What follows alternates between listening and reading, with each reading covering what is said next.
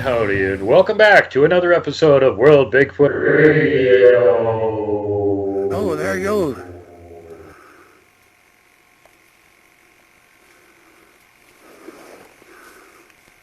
Jesus.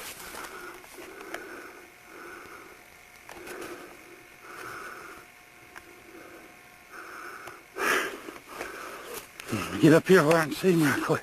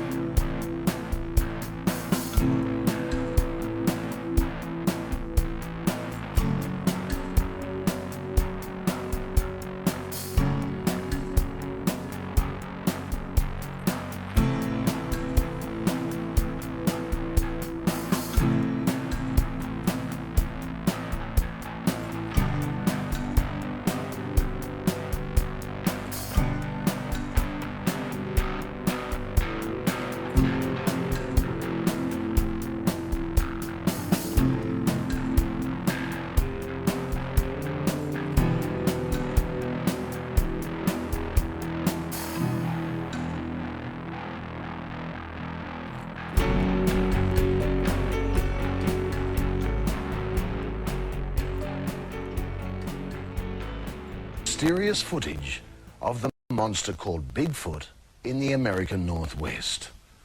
If it was real, why hadn't someone caught Bigfoot on tape in the 27 years since he was first seen?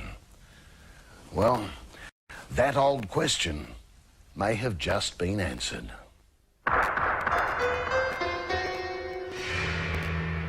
It is the most dramatic footage ever taken of any of the world's mythical or legendary monsters. It was taken on amateur home videos and to this day has stood out as the clearest evidence of the existence of Sasquatch, the giant Bigfoot of America's far northwest. While the stories of the abominable snowman and Loch Ness monster perpetuate in the imagination, the image of the half-man, half-beast Bigfoot was captured on videotape in clear daylight.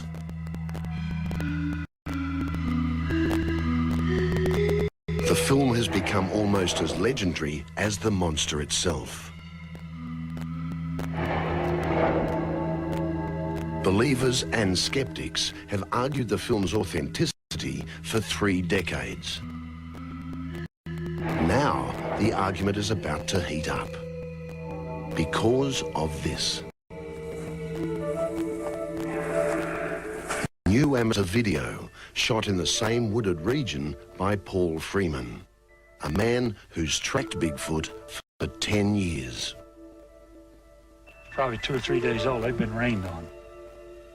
It was taken after a recent spate of reported sightings by the local Nez Perce Indians. The Indians have believed in the creature's existence for centuries. Its legend is kept alive in stories passed down through generations. Freeman says he saw not only one Bigfoot that afternoon, but 2, and They scared the daylights out of him. Oh, God. I was like a little 5-year-old. I was crying, and I asked the man upstairs, you know, I said, hey, if you let me get out of here alive, I'll never bother these critters again, and I'm not going to. The creature appeared suddenly as Freeman was walking along a bush track toward a watering hole where he'd spotted footprints. Yeah, it looks like they've been here.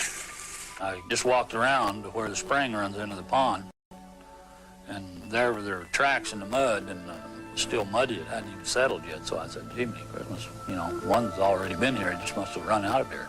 Suddenly, there it was. I hear the brush popping and stuff. Oh, there he goes. Well, the big one I first filmed was, looked like it was about 7.5, 8 feet tall and weighed 700 pounds. And then I lost it in the bush, and I was looking with my camera, and I seen this little one that's coming right at me. Oh, God. There's 2 of them, I guess. The startling video is being studied by scientists at Oregon and Northern California universities, but to some, it didn't come as a surprise. Indians on the Nez Perce Reservation reported an incident a few weeks earlier that left the Northwest region on edge. A boy reported seeing a huge hairy creature take a deer from the reservation's meat rack. 2 days later, tribal women sighted something on the distant horizon. For some reason, I just happened to look up on a hill, and I said, Amo, come here and look at this. Come, what do you think that is? Is that what you saw a week ago, you know? Does that looks like a Bigfoot or something up there? He says, yes, that's what I saw. I had to stand about, 7, 8 feet tall. It was broad. There was no neckline. I was walking on 2 feet. One witness was the curator of the Indian Museum, Susan Bushell. It wasn't a human. It was just too large to be a human. I know it wasn't a bear. I worked at Glacier National Park for 10 years. I've seen enough of grizzly bears and black bears, seen them both, you know, just on all fours and standing erect. I know what they look like, and it was absolutely not a bear. Despite the new video, Freeman has his doubters among forest rangers who discount the film as a hoax. They just don't want people up there, you know. If they tell the truth, they've probably got a building full of plaster casts and twisted off bushes and hair samples and everything else, you know. If it is a hoax, it bears a striking resemblance to one that had to have been pulled in the same area decades earlier. The similarity of the 2 images is... Hi everybody, I'm Blaine Tyler, come to you again from Northeastern Ontario. Okay, so today's video is about Paul Freeman, and I posted a little article about this on my Facebook page, and it got in a little bit of a scrap there, you know what I mean? I said, you know, he's not being remembered for what he did, and then it got into the political kind of stuff, what's going on, and I'll explain that in a second. So basically, Freeman, in the early 90s, films the Sasquatch crossing the path, Julie running up, getting on shoulder, goes through a bush, and then fades out. He also filmed other ones in the footage, and you know, it's not a high quality footage. Back then cameras were expensive, but people were like, well, it's kind of distorted. And yeah, well, if you got $5,000 to drop on a camera back in the 90s, I remember just buying a still shot camera or a Polaroid was a few $100s. So anyway, great footage for its time. And here's the other point.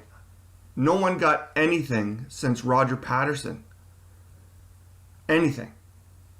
Not Burns, not DeHinden, Green, anybody else.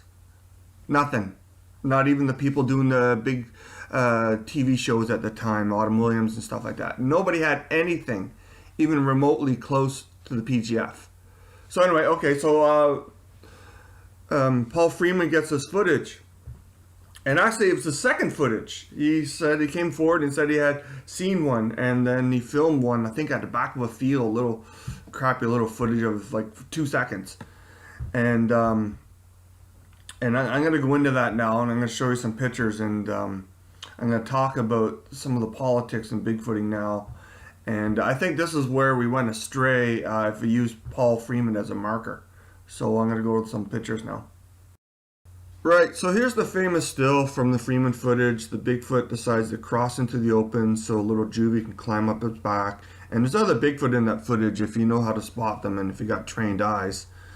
Now here's the political part of it. Bob Titmus, pretty well-known Bigfoot researcher back in the day, he said Freeman was an attention seeker. And I think also Peter Burns said something similar, a publicity hound or something like that. Freeman looking for attention.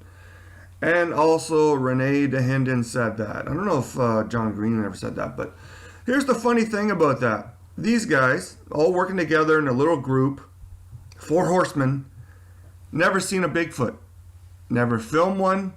I think they got some casts where this guy here seen them 2 or 3 times, filmed them at least twice, and got casts, and got prints, and got handprints. Well, those other guys though, and here he's at a mall trying to drum up attention for Bigfoot. Those other guys though were always in front of the camera and always in front of the mic.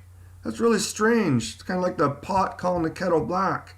So here's Freeman out in front of a Bigfoot conference, a real live Bigfoot researcher, successful researcher, hand, print, and footage, out in a parking lot. And this guy here, Dr. Grants, found dermal ridges on Freeman's prints and said these are really important to the Bigfoot research field. That's funny how that worked, eh? An unknown independent gets the job done and is smeared as a hoaxer or attention seeker. And I think I remember at least the Hindens showing up to try and bask in some of the spotlight that Freeman was getting. Now, I'm not taking anything away from Burns, DeHinden, Titmus. They contributed a lot back in the golden era. But when you consider what's going on today, you got, I call, posers. They do a little bit of Bigfoot research and then rush on to get on the podcasts and everything to promote themselves. And not only do they promote themselves, their biggest fear is a real field researcher filming another clip like Freeman or Patterson, and then it goes national and they jump right over all these posers, I guess. Some of these guys are just entertainers and they become more popular than everybody else, and that's what they're afraid of. So they constantly troll field researchers trying to keep us out of the spotlight because that's what they're trying to do. They're in it for the spotlight. Oh, and if you think Freeman was in it for the spotlight, he received death threats at home, he lost his job, he had to pull his kids out of school and move to another state. So eventually he moved back to Washington, went into the blues, found a bunch of trackways and filmed that footage. And I got a little clip coming up. And the prints were so impressive with dermal ridges and everything that Dr. Meldrum here bought his entire collection. Awesome. Okay, so the female here that Freeman tracked back into the bush where she was hiding decided to make a dash out so a little juvie could climb up its back, and then it went back in the cover, and then Freeman was pinned down for hours at Sasquatch screaming at him because there were other Sasquatch close by that he never even knew about. Okay, so here's Dr. Bindernagel, late great Dr. B. He talked about the culture needing to change, and I'm going to add that the political scene needs to change. In my opinion, we got the wrong people driving a bus. That's why we're not going forward. We got people seeking fame and maybe even perhaps money and not pushing the knowledge and science end of it as a priority. Right, so you may wonder why I'm bringing this all up. Well, 15 years ago last month, Paul Freeman passed away and no one's remembered him in any significant way. No conferences, no memorials, no documentaries, nothing. And you consider all the attention the PGF gets, I think this man deserves something. Okay, so that's it for this vid. Thanks again for watching, and I'll see you soon.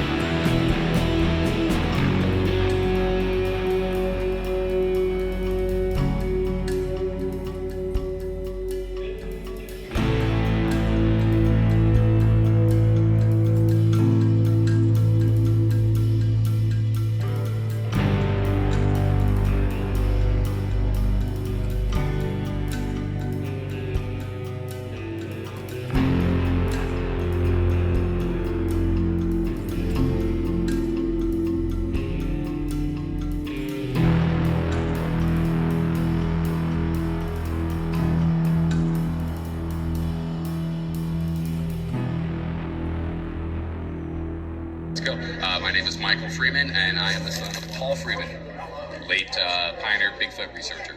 And so, how old were you when you first started hearing stories about your father? I was 5 years old when he had his first encounter in 1982.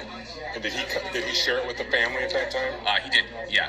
And I don't have like a whole lot of specific memories of the encounter, but I have memories of people, like Renee DeHenden and Grover Krantz being at our house. Like, those are pretty vivid memories. Yeah. And your dad, apparently the film that he recorded is right up there with the Patty film, from what I remember.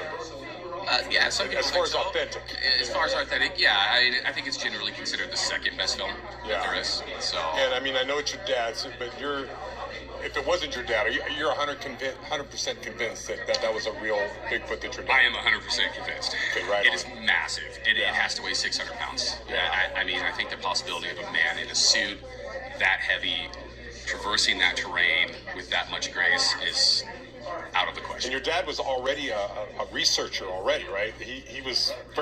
Yes, well, he'd been researching 10 years by the time he got the video footage, yeah. So I'm guessing that, as a researcher myself, you're trying to find an area where you think you're going to have the best chance. Right. And so was this area that he actually... Yes. It was... Yeah. So Deduck Spring, where it was filmed, is by far... Where is that, by the way? Where was it filmed? Deduck Spring. Where is that? It's in Oregon, Northeast Oregon. And it is by far the biggest area of Bigfoot reports and activity in the Blue Mountain. Gosh, she's good at hiding. You can't even see her in the tree. She disappears, right? Number two, sometimes there's speculation when people see this film. Why does she come out across my dad and look at it? Why doesn't she just go the other way and hide in the woods? This comes from people that have never been there. Okay. So the direction she's heading after the tree hide, 20 yards in that direction is a 15-foot ravine that drops off, that the spring runs through. It's also the watershed. Okay? Not far in that direction. There might be another reason she goes that way as well. And there might be another reason she actually shows herself to my dad in the first place. There's a hint. Okay? Raise your hand if you know what this is. Has anyone ever heard of this or seen this before? A few people. Yeah, okay. All right. So, interesting. Okay, so this was discovered in 2000, 8 years after the film was shot. And it was discovered by Doug Hychek, who noticed some strange anomaly in this film, and he got curious, and he started checking it out. My dad never knew about this. He came to my dad in 2001 and showed my dad this and said, "Look what I found." My dad was like, "Oh, right." So what we're going to be looking at is what my dad says or tells us is the second Sasquatch. I don't believe there's a second adult Sasquatch, personally. I think it's the same one that crosses in front of the tree. I think he overshoots it, and it comes out somewhere where he wasn't expecting, and when he sees it again, he says, "Oh, there's two of them, Jesus." Okay? I don't think that's true as far as the adults go. But let's take a look at what might be there. So if you notice the first time when he comes back, there's two of them, there's that black area back there. There's a little movement that's going on in that area that you may not notice. But let's take a look and we'll see if you notice it again. I could circle it if you want me to.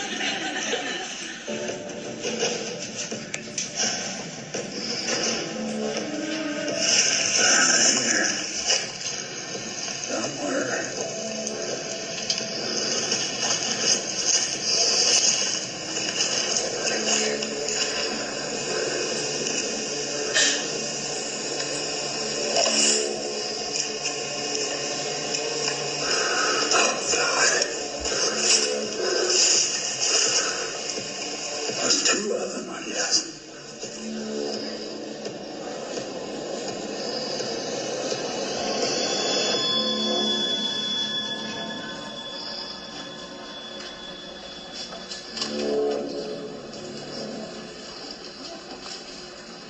Oh, yeah.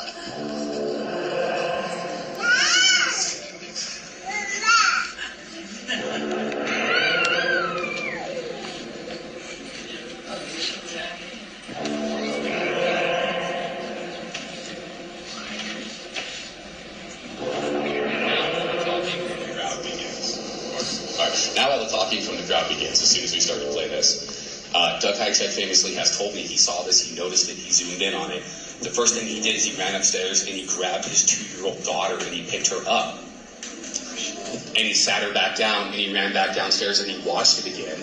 And he ran back upstairs and he grabbed his daughter and he picked her up again.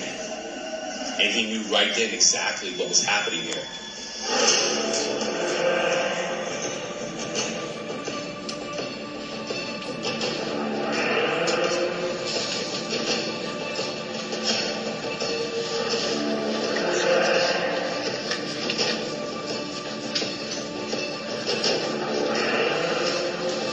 Oh, yeah.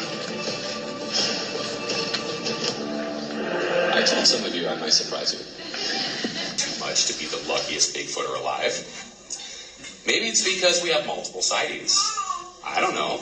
Maybe it's because for 15 years straight, he spent 3 to 4 days a week in the mountains. Sometimes up to 2 weeks at a time. Sometimes my mother didn't know where he was. She didn't know if he was alive. We didn't have cell phones. We had a CB radio at home. He had one in his truck.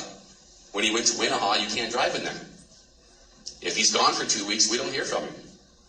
When he comes out, he CB's my mom. To say that it was rough would be an understatement. And I give a lot of credit to my mother for putting up with it. And something we haven't discussed that I do want to hit is that at least 90% of the documentation we have on photographs and letters of correspondence and hair samples are my mother's. If you see a picture that's from a Freeman photo album and it's written on the back, it's a good chance it's my mom's handwriting. Because she's the one that took care of all that. She made all his boards for presentations. She typed all his letters of correspondence. She documented pictures. And she put up with not knowing whether her husband was alive or dead. Make sure that you're kind to everyone. Safety first, last, and always. Pay it forward. Don't be mean to people if you don't have to be. Don't flip off the mountain giant.